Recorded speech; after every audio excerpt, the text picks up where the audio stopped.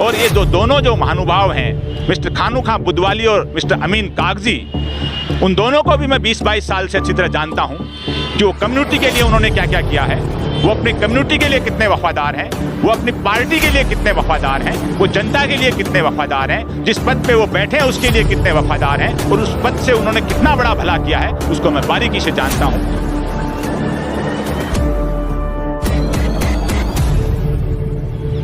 आदाब, मैं फारूक खान, संपादक इकरा पत्रिका, थार न्यूज़ इकरा पत्रिका के इस चैनल में आपका स्वागत है, आपका इस्तकबाल है।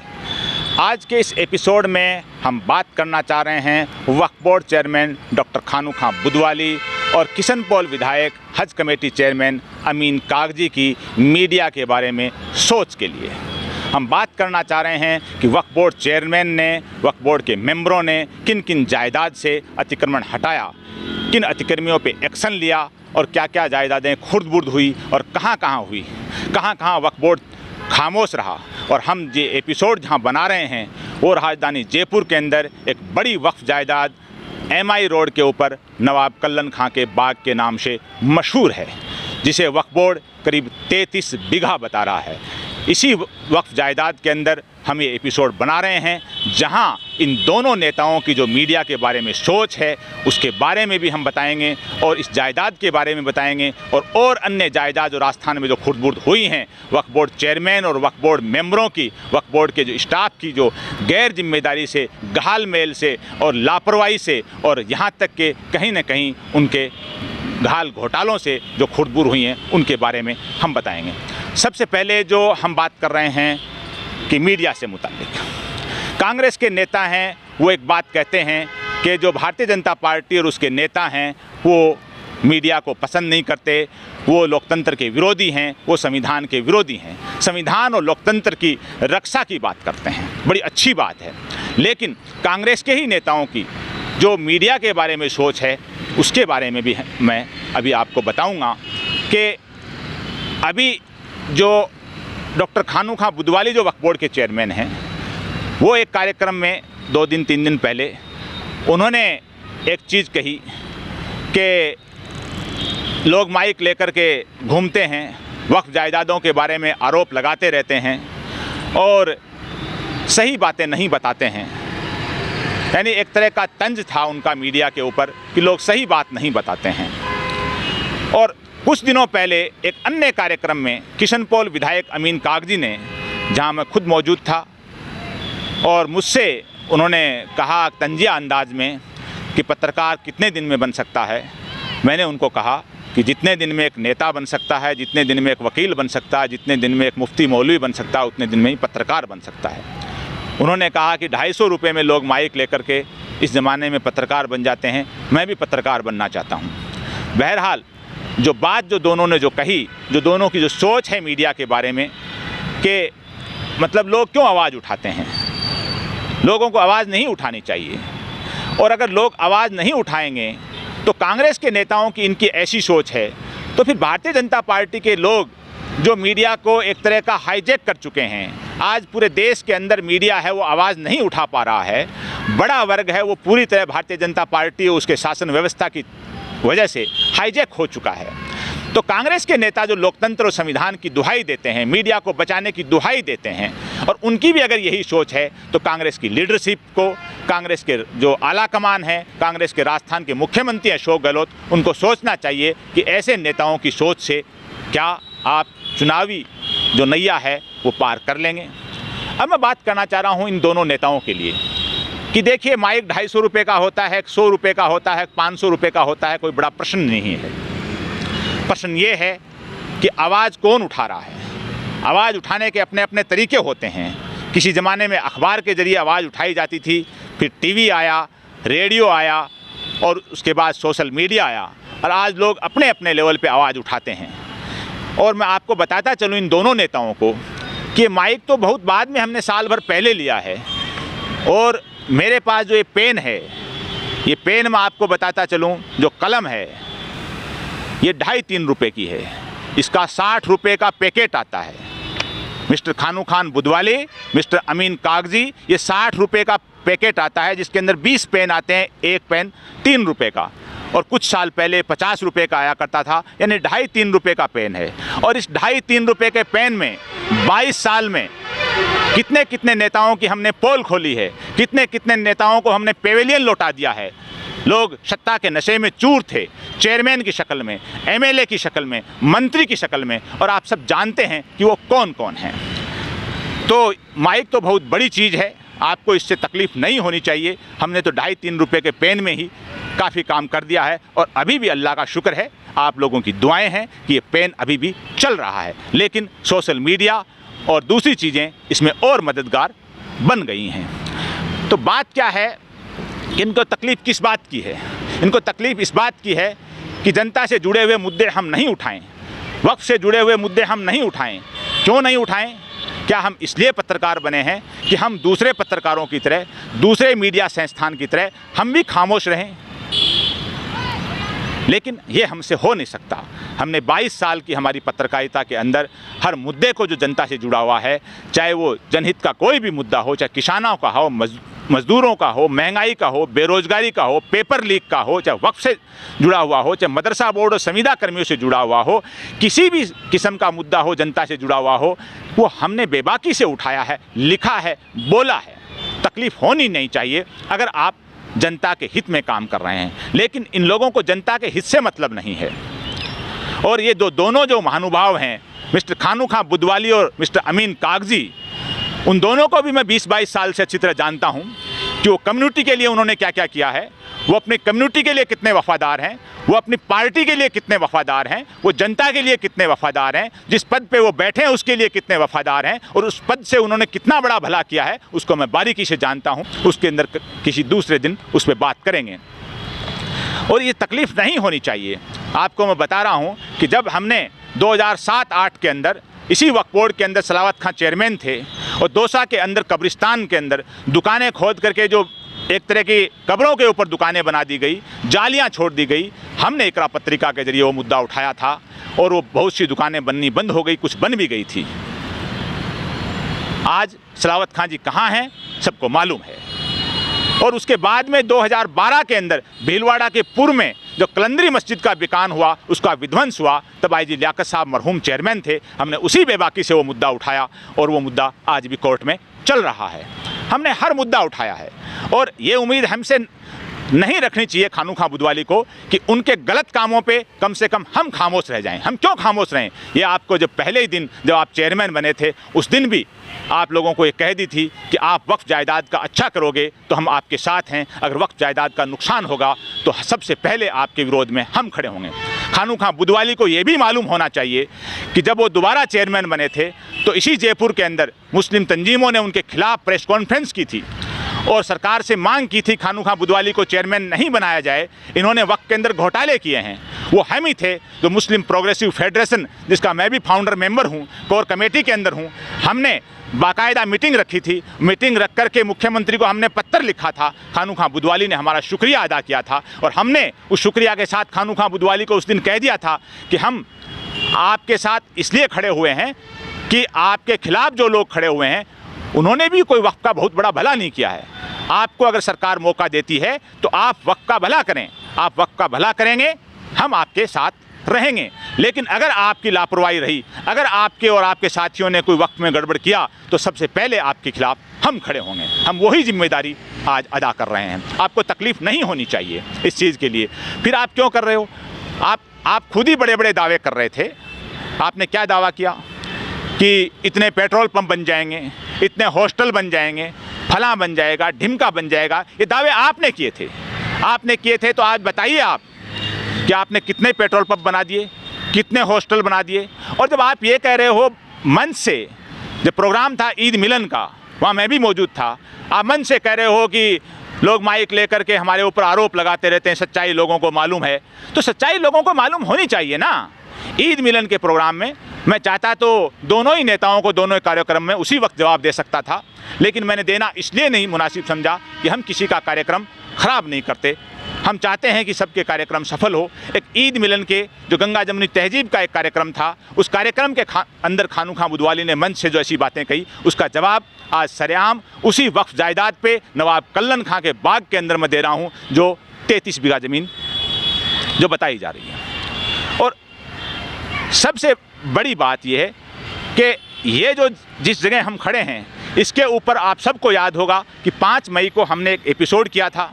5 मई से पहले इस मामले को नहीं उठाया गया और हमने कई बार लोगों को सबको कहा कि ये नवाब कल्लन खां का जो वक्फ जायदाद है ये वक्फ की है और इसके ऊपर वक्फ बोर्ड को भी एक्शन लेना चाहिए, लोगों को भी आगे आना चाहिए, विधायकों को भी आगे आना चाहिए, लेकिन सब खामोश थे। हमने 5 मई को इसी ज़मीन पे खड़े होकर के एक एपिसोड किया था और फिर जब चारों तरफ से घालमेल शुरू हुई, क्योंकि यहाँ पूरी तरफ आप देख रहे हैं एमएलए क्वार्टर बने हुए थे, ये एमएलए क्वार्टर की दिखाने की कोशिश कीजिए, ये एमएलए क्वार्टर बने हुए थे और ये पूरे एमएलए क्वार्टर पिछले 7-8 महीने में सरकार ने तोड़ दिए और पीछे कारखाने वगैरह बने हुए हैं, सरकारी ऑफिस और भी बने हुए हैं, जालूपुरा थाना बना हुआ है।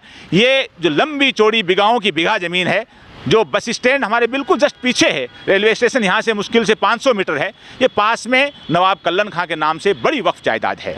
यहाँ हमने 5 मई को जो एपिसोड बनाया था उसमें जो सवाल उठाए थे कि ज़मीन क्यों बिक रही है, सरकार ने इस पर कब्जा क्यों किया है, वक्फ की है, तब वक्फ बोर्ड 2 दिन बाद जागने की वक्फ बोर्ड ने कोशिश की।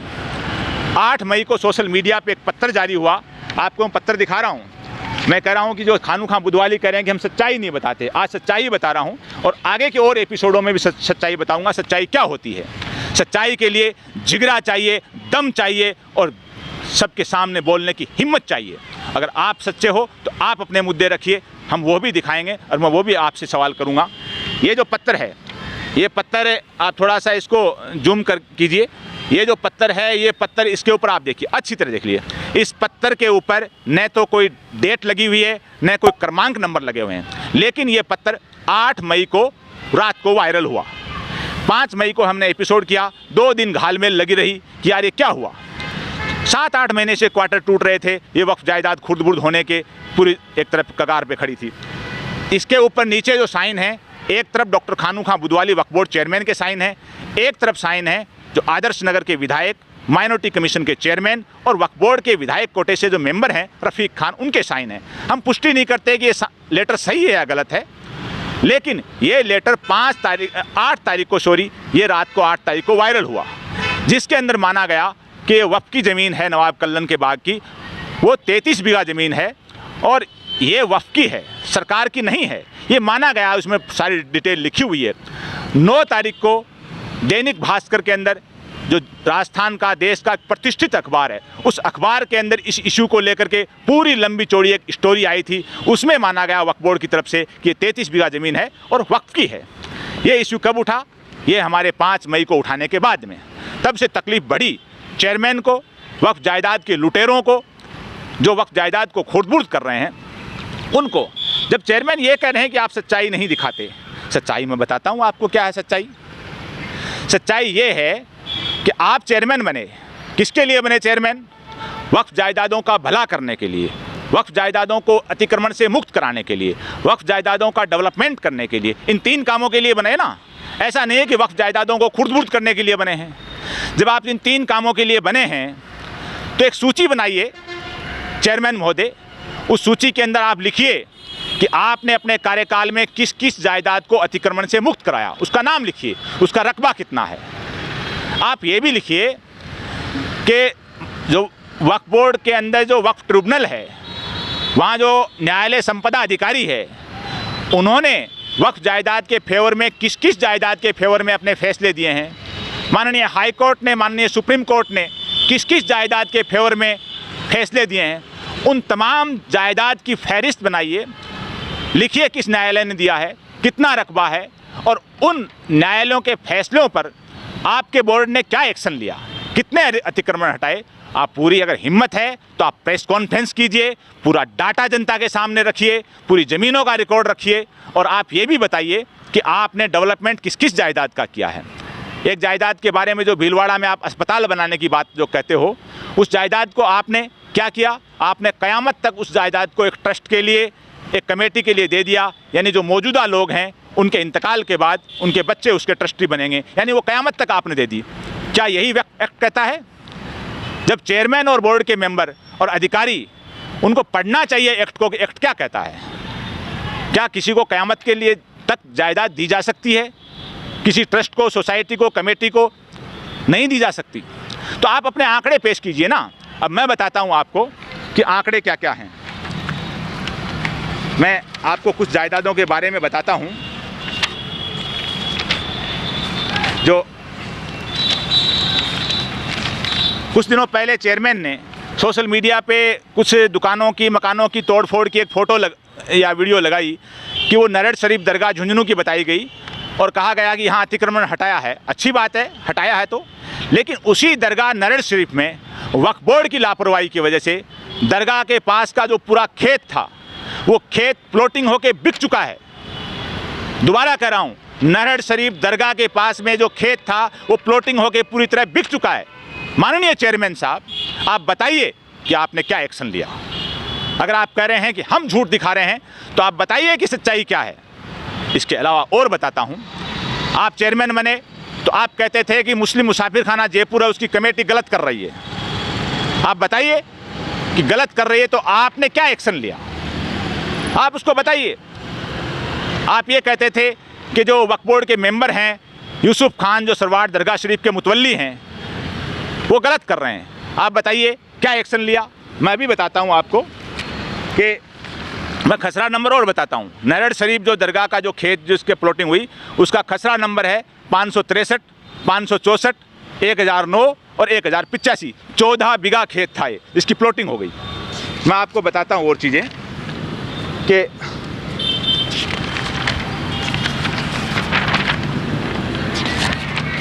जो ख्वाजा फ़खर साहब की जो दरगाह है सरवार शरीफ, उसके मुतवल्ली यूसुफ खान करीब 24-25 साल से वक्फ बोर्ड के अंदर मुतवल्ली हैं और वक्फ बोर्ड के अंदर मेंबर हैं मुतवल्ली कोटे से आज की तारीख में भी। और चारों तरफ से खुद चेयरमैन और दूसरे लोग भी कहते हैं कि वहाँ गड़बड़ हो रही है। खुद मैं पूरे चैलेंज के साथ, दावे के साथ आपको कह रहा हूँ चेयरमैन साहब, आप प्रेस कॉन्फ्रेंस कीजिए, पूरा डाटा रखिए कि आपने सरवार दरगाह शरीफ के मुतवल्ली के खिलाफ क्या एक्शन लिया। मैं आपको बताता हूँ कि बोर्ड ने कुछ वर्षों पहले ये पाया कि मुतवल्ली यूसुफ खान है, उन्होंने गड़बड़ की है और उनको वहाँ से बर्खास्त कर दिया था, बोर्ड के मेंबरशिप से भी कर दिया था। फिर वो मामला कोर्ट में चला गया।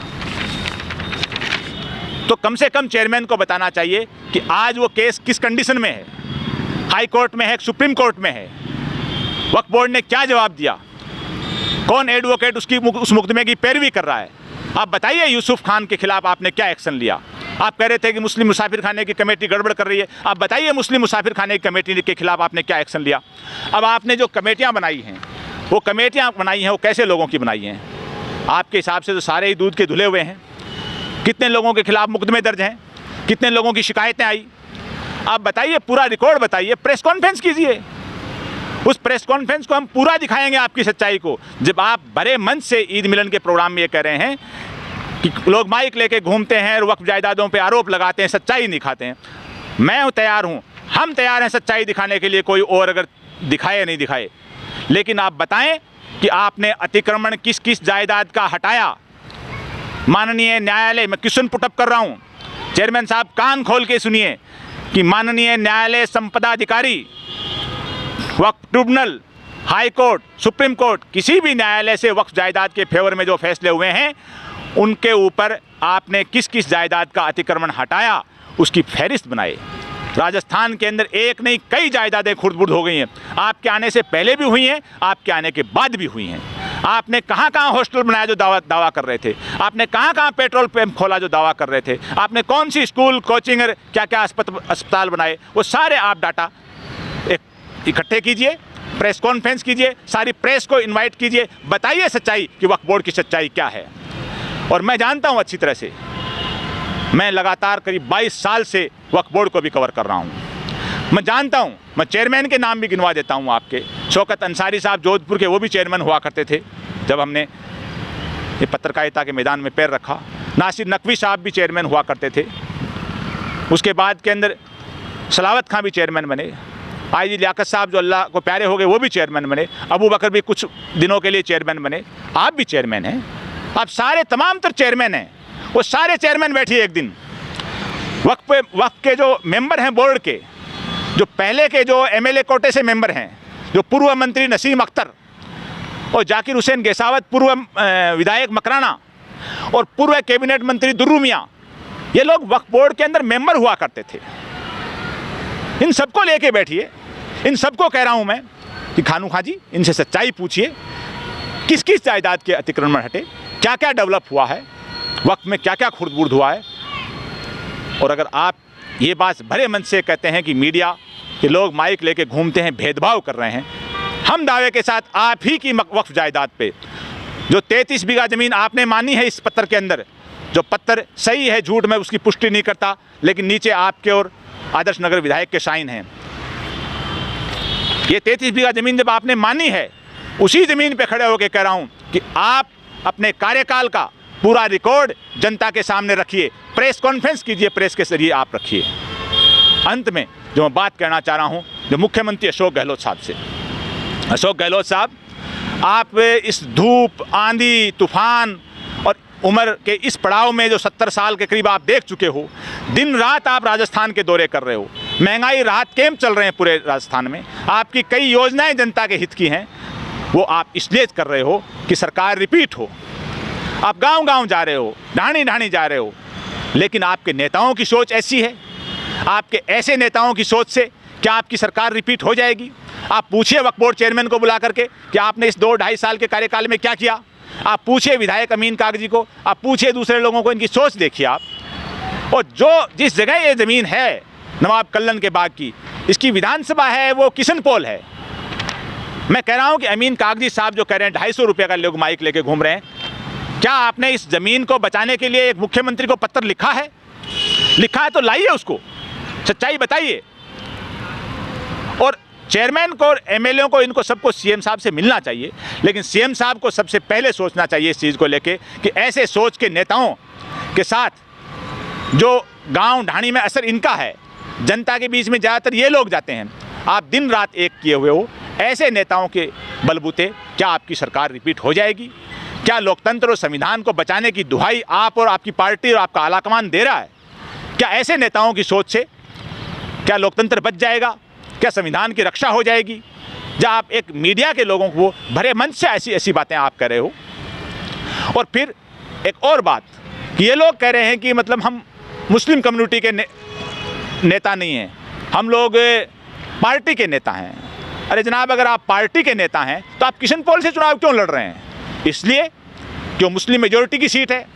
अगर आप पार्टी के नेता हैं तो आप मालवीय नगर और विद्याधर नगर से सीट मांगिए ना। मालवीय नगर के जो प्रत्याशी आपकी रही हैं अर्चना शर्मा, और विद्याधर नगर के जो आपके प्रत्याशी रहे हैं सीताराम अग्रवाल, वो तो तैयार बैठे हैं किशनपोल आने के लिए। आप कहिए पार्टी को हाथ जोड़ के कि साहब हम तो पार्टी के नेता हैं, हमें मुस्लिम मेजॉरिटी की सीट नहीं चाहिए, हमें तो मालवीय नगर या विद्याधर नगर भेज दीजिए। इस सोच को मैं आप इसलिए बता रहा हूँ कि मुख्यमंत्री अशोक गहलोत साहब को खास तौर से इन दोनों लोगों की सोच पे संज्ञान लेना चाहिए। ये ऐसे लोग अगर ऐसी सोच के साथ आपकी पार्टी में, आपकी सरकार के अंदर आपके साथ रहे तो आपकी नैया को डूबना तय है। ये ऐसे लोग आपकी नैया को पूरी तरह से डुबो देंगे।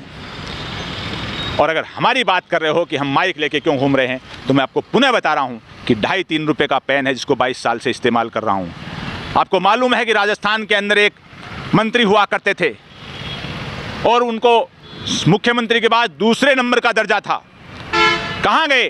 डीडवाना से टोंक गए, सारी टिकटें ख़त्म हो गई और टोंक से हार के घर बैठ गए। आप पूछे पहले वाले चेयरमैनों से, वो इस पार्टी से उस पार्टी में डोल रहे हैं, कोई कहीं डोल रहा है। पूछे पूर्व विधायकों से, हमने दर्जनों लोगों को, चाहे वो मंत्री की शक्ल में हो, एमएलए की शक्ल में हो, चेयरमैन की शक्ल में हो, हमने सबके जो परतें उखाड़ी हैं और आज किस हाल में वो सबको मालूम है। तब हमारे पास माइक नहीं था, 2.5-3 रुपये का पेन था। इसलिए खानू खां जी, अमीन कागजी साहब, लोगों को प्रोत्साहित करना सीखिए। लोगों को कहिए कि लोग बेबाकी से, ईमानदारी से अपनी आवाज़ उठा रहे हैं, वैसे तुम भी उठाओ। लोगों का हौसला तोड़ने की कोशिश नहीं करनी चाहिए कि 250 रुपये का माइक ये फलां ढिमका। मैं फिर एक अंत में एक आपको ऐतिहासिक चीज़ मैं बताना चाह रहा हूँ कि पंडित जवाहरलाल नेहरू जो भारत के प्रथम प्रधानमंत्री थे, उनकी आलोचना नहीं हुआ करती थी, कम आलोचना होती थी। तो बताया जा रहा है कि उन्होंने चाणक्य के नाम से इंग्लिश के एक प्रतिष्ठित न्यूज़पेपर में एक आर्टिकल लिखा। किसने लिखा? पंडित जवाहरलाल नेहरू ने। चाणक्य के नाम से बताया जा रहा है और खुद ने ही लिखा और खुद के ही खिलाफ लिखा। क्यों लिखा कि जब लोग नहीं बोल रहे थे नेहरू के खिलाफ तो नेहरू को लगा कि लोकतंत्र संकट में है, लोग चुप क्यों हैं तेरे खिलाफ, इसलिए उन्होंने नेहरू की कमियां गिनाई और लोगों ने कहा अरे चाणक्य तो कौन है, इन्होंने बहुत तगड़ी चीज़ लिखी है, नेहरू के अंदर ये कमियां, इसकी शासन व्यवस्था में ये कमियां हैं। तो कांग्रेस पार्टी में ऐसे नेता भी हुए हैं और आज कांग्रेस पार्टी में ऐसे नेता भी हैं जो कहते हैं कि 250 रुपये का माइक, क्या होता है 250 रुपये का माइक? 250 रुपये का माइक तो है, तुम्हारे पास क्या है? तुम जनता के नाम पे पदों पे बैठे हो, वक्फ जायदाद के नाम पे पदों पे बैठे हो, लेकिन तुमने किया क्या है? तुम लोगों ने वक्फ जायदादों को खुर्द-बुर्द किया है, खुर्द-बुर्द। और अगर नहीं किया है तो पूरा डाटा इकट्ठा कीजिए, प्रेस कॉन्फ्रेंस कीजिए मिस्टर खानू खान बुधवाली, उसमें बताइए कि आपने कितनी जायदाद से अतिक्रमण हटाया, कितना डेवलपमेंट किया, कौन कौन से न्यायालय का किस जायदाद पे क्या फैसला हुआ, आप प्रेस कॉन्फ्रेंस कीजिए। अगर आप ऐसा नहीं करेंगे तो ये होगा कि हमारे तमाम तर आरोप हैं जो आप पे लगे हैं वो आपने कबूल कर लिए हैं, और अगर आप सच्चे हैं तो आप प्रेस कॉन्फ्रेंस करके पूरे डाटा जनता के सामने, प्रेस के सामने रखिए कि आपने ये अतिक्रमण हटाया है और ये डेवलपमेंट किया है। आखिर में मैं आपको एक और बात कहना चाह रहा हूँ, जो दोनों लोगों को, जो डॉक्टर खानू खान बुधवाली को और अमीन कागजी को और ऐसी सोच के और नेताओं को, कि उनको सुनना चाहिए, गौर से सुनना चाहिए। ये बात है संविधान निर्माता बाबा साहेब डॉक्टर भीमराव अंबेडकर की। डॉक्टर अंबेडकर ने क्या कहा कलम के बारे में?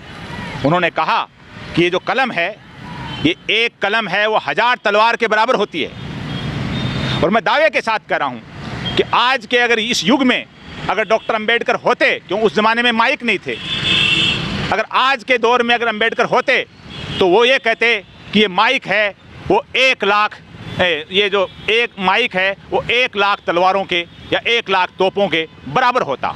डॉक्टर अंबेडकर ने कितनी प्यारी बात कही है, उस बात का भी सम्मान करना चाहिए। इसके अलावा एक और चीज़ कि एक पत्रकार कितनी मेहनत करता है, आप लोग क्या करते हो क्या नहीं करते हो सबको मालूम है, और हर चीज़ कैमरे के सामने बताई भी नहीं जाती है। कभी मौका आया तो बताई भी जाएगी कि क्या क्या कांड किए हैं आप लोगों ने, लेकिन एक पत्रकार है वो 17-18 घंटे मेहनत करता है, उसके लिए उसके पेन की, उसके माइक की बड़ी अहमियत है। इस पेन की, इस माइक की एक पत्रकार के लिए बहुत बड़ी अहमियत है। आप उसका सम्मान नहीं कर सकते तो उसके हौसले पस्त करने की भी कोशिश नहीं करें, वरना माइक की ज़रूरत नहीं पड़ेगी, वो 2.5-3 रुपए के पेन से इतना कुछ कर देगा कि आपको कहीं भी विधायक और चेयरमैन बनने की ज़िंदगी में जगह नहीं मिलेगी। 17-18 घंटे काम करने वाला एक पत्रकार, एक कैमरामैन जो पेन और माइक लेकर के, अपना कैमरा लेकर के धूप में, आंधी में, तूफान में, बारिश में घूमता है, अपनी चीज़ को लिखता है, उसको टाइप करता है, उसको एडिट करता है, अपने अखबार में छापता है। और जो वीडियो बनाते हैं वो लोग वीडियो बनाते हैं, उसको एडिट करते हैं। तो ये महोदय, ये माइक और कैमरे जो चीज़ चलते हैं, ये पेन जो चलते हैं, उसके पास एक के ऊपर 4-5 लोगों की मेहनत होती है। 4-5 लोग एक एपिसोड पे, एक आर्टिकल पर, एक न्यूज़ पे मेहनत करते हैं, तब वो अखबार में छपती है, तब वो चैनल में चलती है। इसलिए प्रेस का सम्मान करना सीखिए।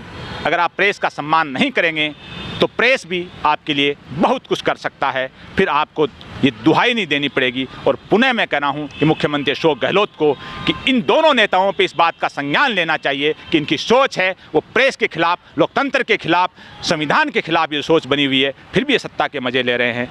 आज के इस एपिसोड में बस इतना ही। जय हिंद, जय भारत।